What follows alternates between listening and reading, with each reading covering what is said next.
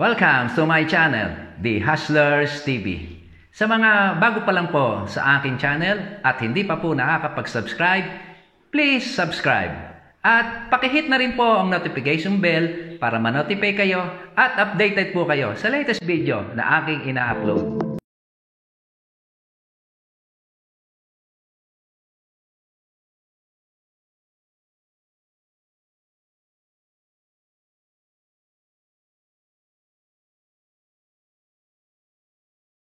Na po itsura ko.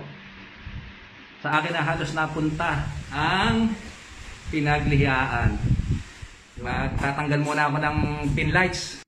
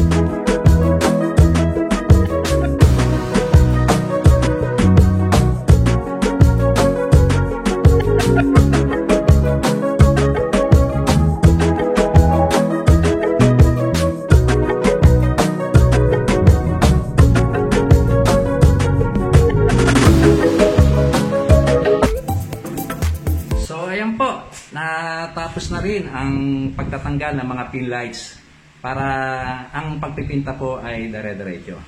Hindi pa nating madadamage ang mga pin lights. Kaya apply na po natin ng pintura.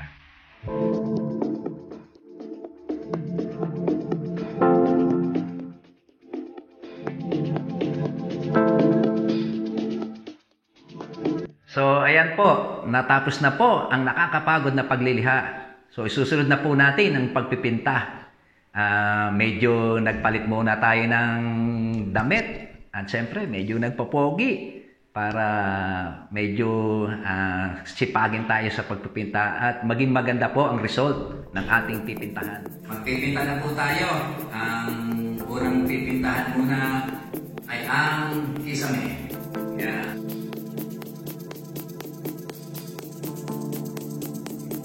Gagawin din natin pintura ay ito, Davis Flat Latex Paint, Bondo Flat Latex Paint. Dati, ang ginagamit ko ay poison. Wala lang isa. So, okay naman itong Davis. Maganda rin naman ito. Pero para sa akin talaga, the best ang poison. So, bubuksan ko na ito.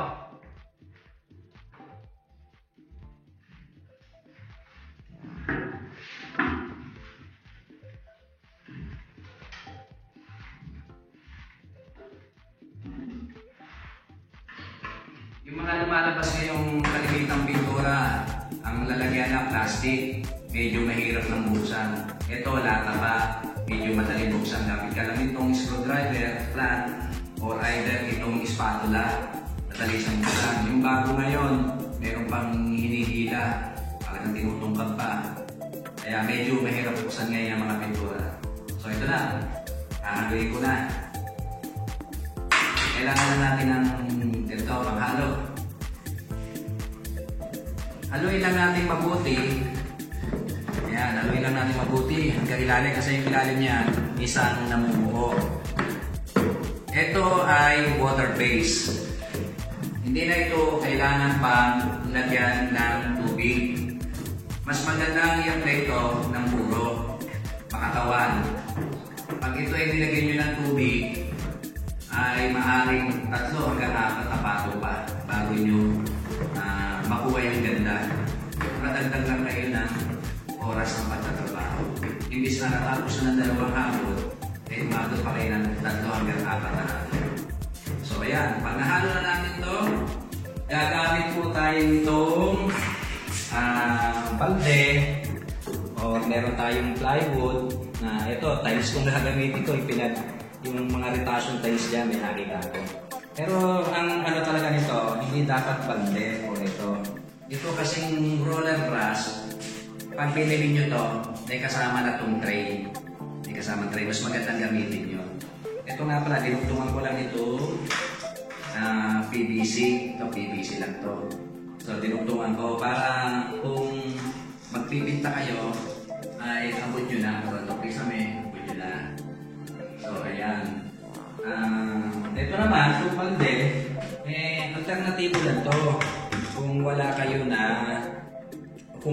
tray. At ito, magsapit din tayo ng karton. Ito, sinabihan ko ng karton. Meron kasi na ang pinipintahan ay nakakarpet. Or either, hindi dapat matuluan ng pintura. Minsan hindi natin maiiwasan ang pintura ay gumulo. So, yeah, para medyo meron tayong protection sa tulo. So, unahin muna natin ang kisame.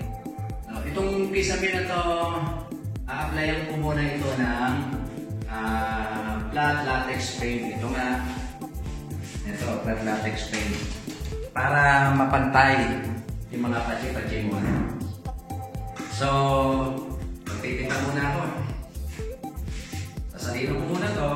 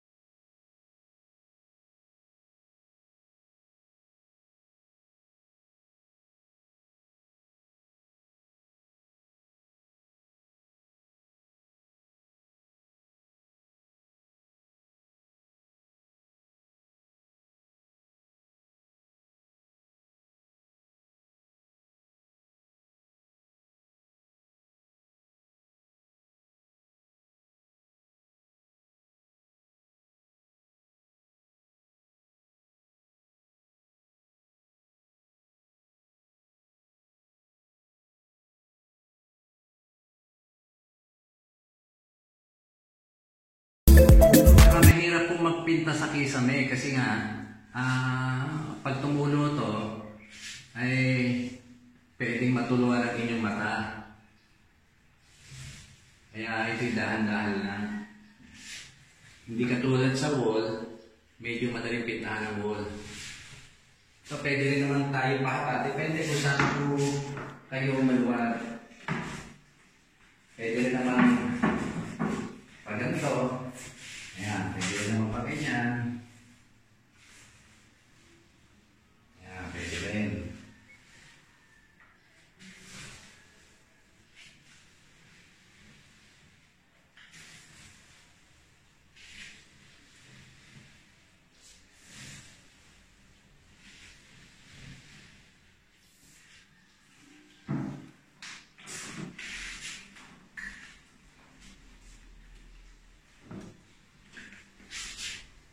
Pagpipinto na, para lang tayo naglalande.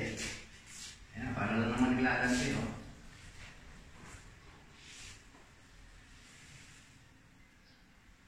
Uy, tumulo.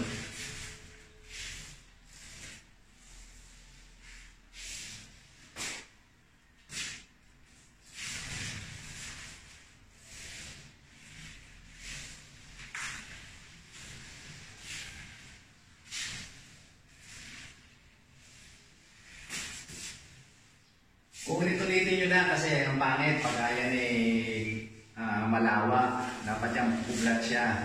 Bakit ito, first coating lang naman to. May second coating pa yan. Ang second coating nito, iba. Ito, kaya ko lang nilagay ng flat white para pantay siya. Pag in-applyan siya ng pagkulay.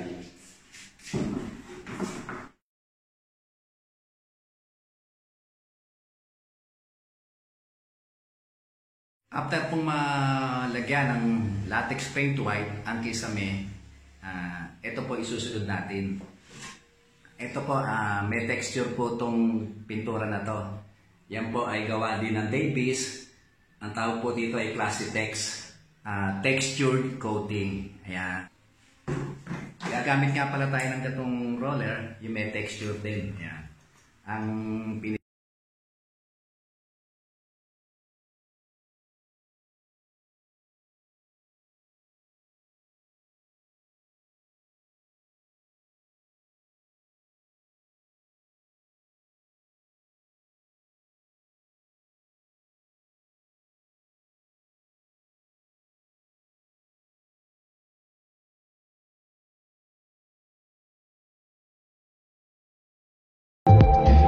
niya, no? Para may mga buha-buhangin. Ayan, no? Para may kisame. Maganda to para to sa mga kisame na may depekto, hindi siya mahalata. Parang kung tawagin to parang spray text, gano'n, o alay finish, or sandblasting, mga gano'n na style ito, no? Kaya panoorin, no? Ayan siya, no? Pag ginano mo, kargahan mo lang na maraming pintura. So, bago mo i-apply, ito. So, ayan siya, oh. Ayan. So, kailangan lagi maraming karga ng pintura para pagka-design. Ayan. Huwag nyo titipiri sa pintura para yung pinaka-texture niya ay makita. Huwag ibalik-balik ang roller. Kasi pag ibinalik-balik nyo, ganito mangyayari na pumipino. Ayan, pumipino siya. Pwede kung ganyan lang gusto nyo design. Pwede rin yan na pino. Pero kung gusto nyo ay malaki ang design, kitang-kita, lawain nyo tong roller ng pintura. Then, isang hagod lang na ganyan. Ayan, isang hagod lang. Ayan. Mas maganda ang design. Hindi halata yung mga tuktungan ng kisame dyan. Yan ang parang pinaka-daya para gumanda ang pinta ng kisame. Ayan, o.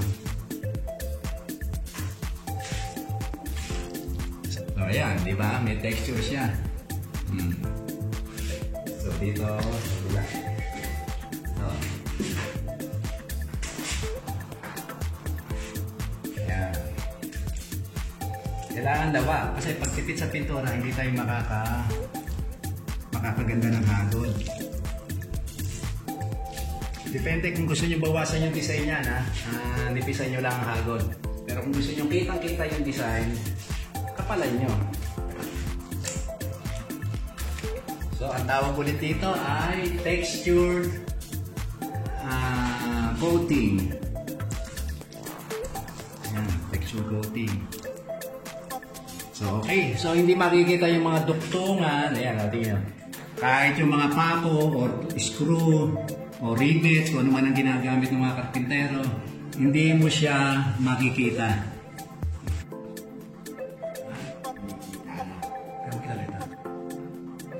Ayan po siya. Ayan, o. Meron siyang parang, texture. Hindi siya plain. Kumpara dito sa wala pa, yung plain pa. So, lahat yan ay magkakaroon nito. Ayan, o. Ayan siya. So, ganyan ang finish niyan. Hindi mahalata yung mga lubak-lubak. So, usod natin kung applyan ay ang itong parte ng ito. Bakulay po niyan. Okay po.